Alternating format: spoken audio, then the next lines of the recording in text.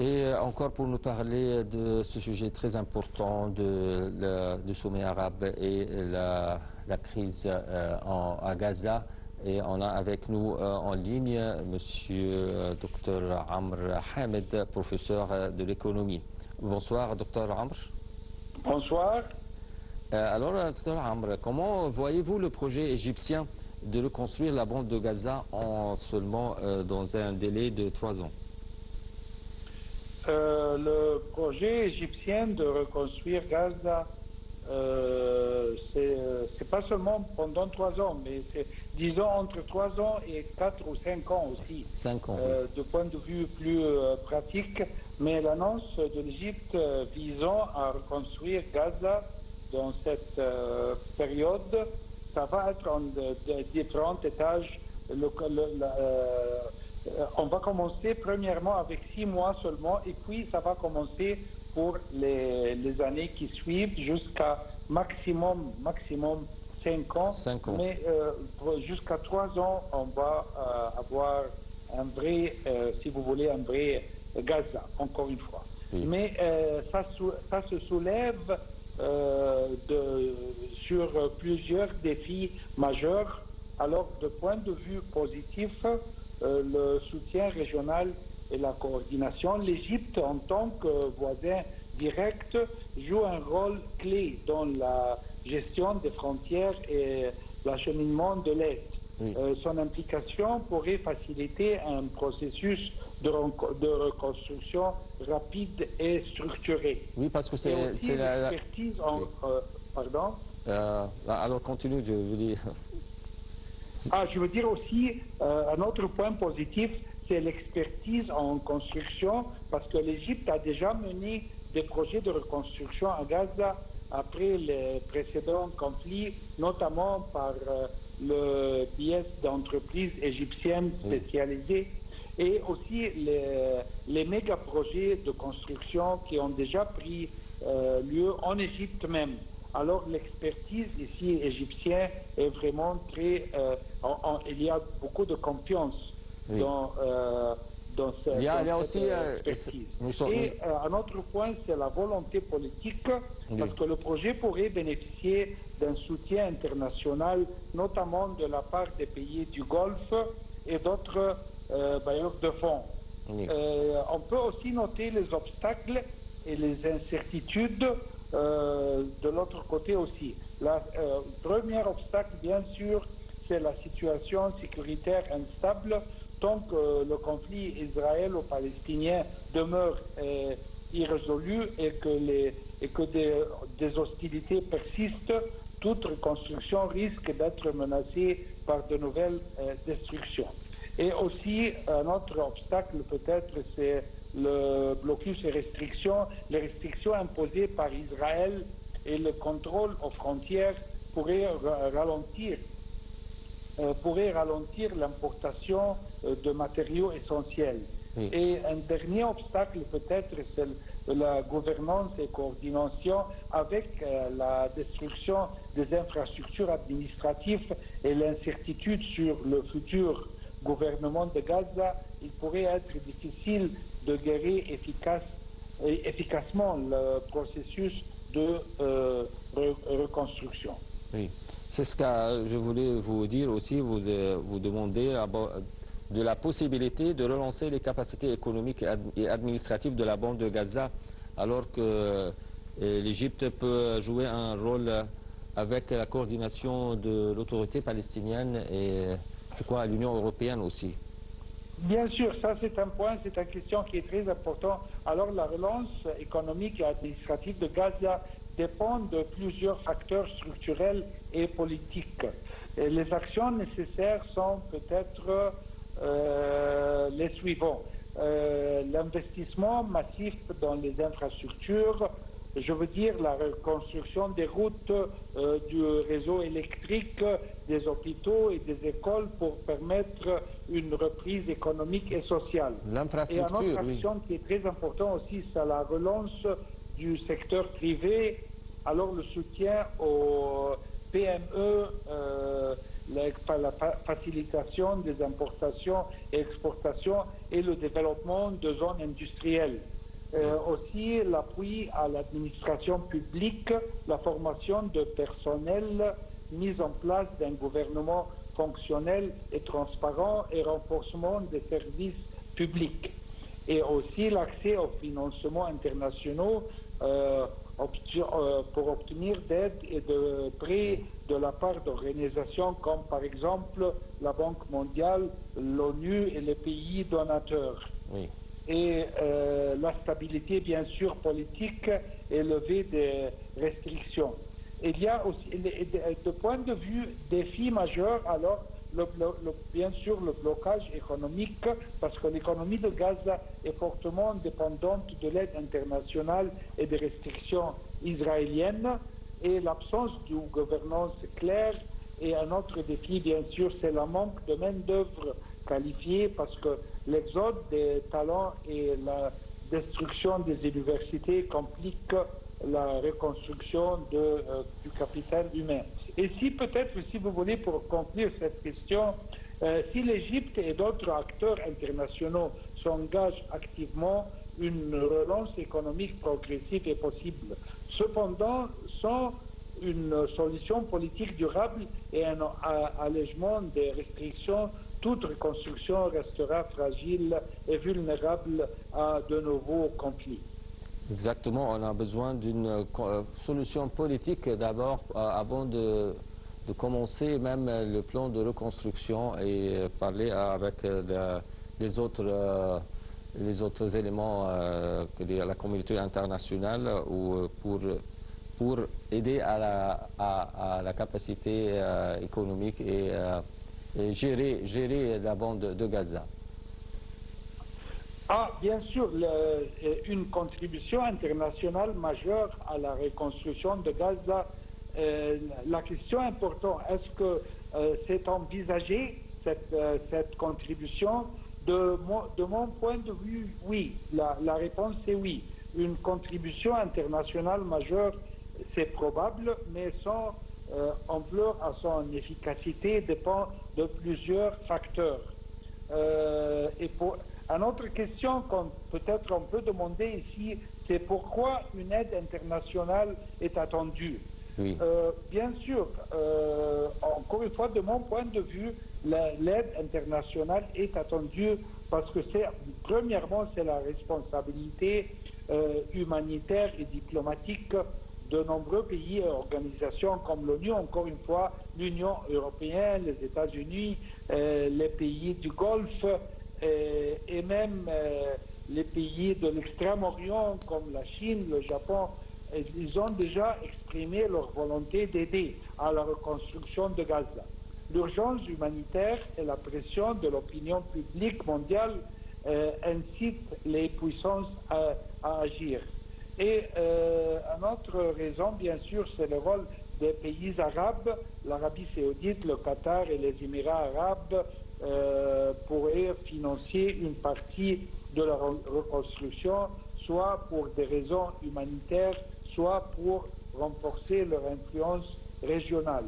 Et de point de vue, l'Égypte, en particulier, joue un rôle clé en raison de sa proximité géographique et de son implication dans la gestion du territoire. Oui. Un autre point ici, c'est l'implication des institutions financières internationales. La Banque mondiale, le FMI et d'autres organismes pourraient accorder des fonds ou des prêts pour relancer l'économie et reconstruire les infrastructures. Pardon? Allez-y. Continuez. Je veux dire, on peut aussi lancer une question ici, quels sont les obstacles à une aide internationale efficace? Oui. Si on va parler des obstacles, premièrement, ça sera le contexte géopolitique incertain. Ici, Israël, bien sûr, peut représenter un obstacle, mais sans solution politique durable, les bailleurs de fonds pourraient hésiter à investir dans une région instable où les infrastructures risquent d'être détruites à nouveau. Oui. Et les tensions entre Israël et Hamas compliquent la mise en œuvre de l'aide et les problèmes de gouvernance et de coordination, le blocus et restrictions israéliennes. Mais si vous voulez, alors il y a parce que le plan égyptien ne concurrence pas le plan de Trump. Ça, c'est très important de noter. Mais le plan égyptien, elle complète le plan que le président américain Trump a lancé. Oui. Alors ça, c'est très important de toujours jeter la lumière sur le fait que notre plan, je veux dire le plan égyptien, elle complète Trump, mais ce n'est pas une concurrence. Oui. Et ce qui est intéressant, c'est que le plan égyptien ne remet pas en cause Trump. Oui. Si le principal défi est de savoir comment faire pression ou persuader Israël de se soumettre au plan égyptien. Alors je crois que c'est un rôle important des États-Unis pour exercer une pression sur Israël afin de résoudre cette crise et avoir une solution pour la reconstruction de la bande de Gaza et une solution politique aussi pour garantir la paix et la sécurité en Israël, en même temps garantir une paix juste pour les Palestiniens. Bien sûr, le rôle des États-Unis ici, le gouvernement de Trump est devenu clé parce que c'est lui qui a commencé l'idée même de ce projet pour la reconstruction, mais de point de vue qui était extrême. Je veux dire, de notre point de vue comme pays arabe, son proposition était extrême, mais ce qu'on cherche maintenant, c'est de convaincre Trump du projet égyptien. Exactement. Docteur Amr Hamed, vous êtes professeur en économie. Merci bien pour votre intervention. Et on continue, mesdames et messieurs, avec aussi un autre reportage sur le Hamas et la bande quand elle a accusé Israël, alors que le sommet arabe se penche sur l'après-guerre. Nombreuses sont les raisons qui permettent à raviver les tensions. À peine quelques heures avant la tenue du sommet, Israël et le Hamas se sont mutuellement accusés. Le mouvement palestinien Hamas a accusé Israël d'avoir œuvré pour un effondrement de l'accord de trêve à Gaza, aujourd'hui dans l'impasse, alors qu'Israël avait dit avoir accepté un compromis américain rejeté par le Hamas, prévoyant une extension de la première phase de la trêve pendant le Ramadan et la Pâque juive, soit jusqu'à la mi-avril. Plus de détails dans ce commentaire.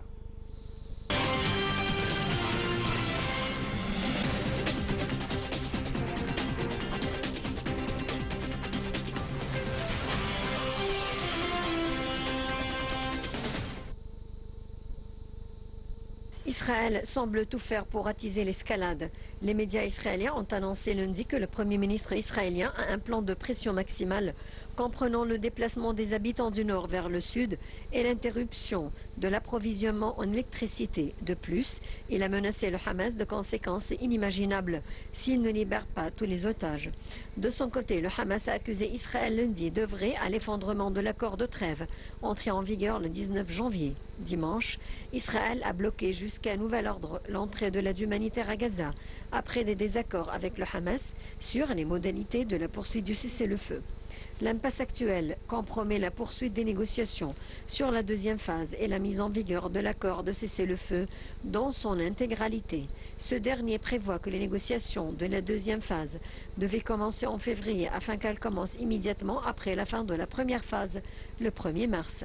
Pour le moment, Israël a refusé de s'engager dans les négociations sur la deuxième phase de l'accord, censé garantir la fin définitive de la guerre et le retrait israélien de Gaza, ainsi que la libération des otages encore encore détenus. Les États-Unis ont avancé une proposition prévoyant une extension de la première phase de la trêve pendant 50 jours, soit jusqu'à la mi-avril. Ce plan stipule que la moitié des otages israéliens, morts et vivants, seraient rapatriés au premier jour de son entrée en vigueur.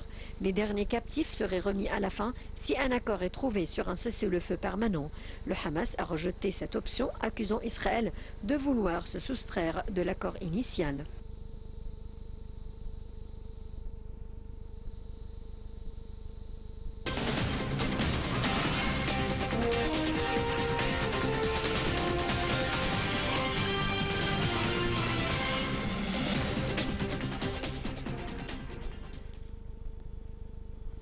Le canal de Suez est l'une des infrastructures les plus stratégiques et vitales pour l'économie égyptienne.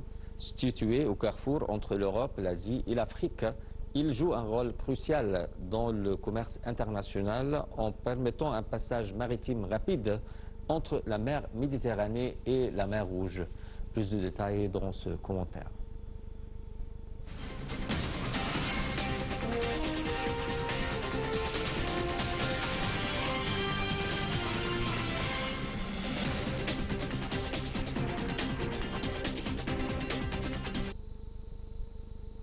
Le canal de Suez est l'un des canaux les plus fréquentés au monde. Chaque année, des milliers de navires le traversent, transportant du pétrole, du gaz, des marchandises et des produits manufacturés. Grâce aux revenus des droits de passage, il constitue une source essentielle de devises pour l'Égypte. Afin de maximiser les avantages économiques du canal, l'Égypte a lancé le projet de la zone économique du canal de Suez.